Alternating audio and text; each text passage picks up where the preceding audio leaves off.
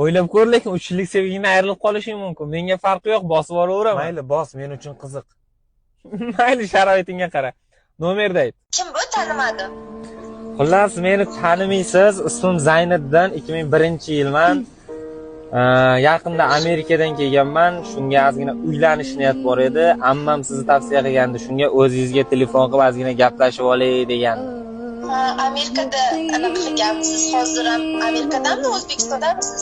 Yo'q, hozir O'zbekistonga keldim. Faqat Amerikada ishlab, shu yoqlarda bir ikkita bizneslar qilib to'g'irlab qo'yganmiz. Shuni hozir sizdan so'ramoqchi bo'lgan narsam, turmushga chiqqaningizdan keyin, to'ydan keyin yana Amerikaga qaytib ketishimizga to'g'ri keladi-da.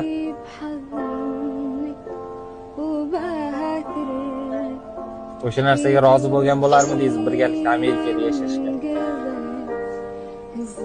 Bo'lmasam-chi, kim xohlamaydi?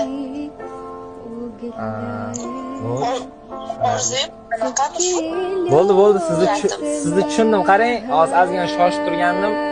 Mana shu raqamda Telegramingiz bormi? Ha, bor.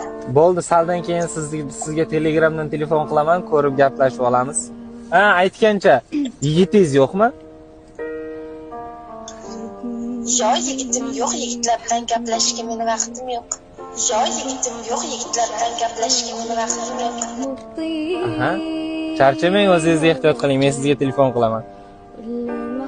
Joningni qo'shin oti nima edi? Sevganmisizmidi?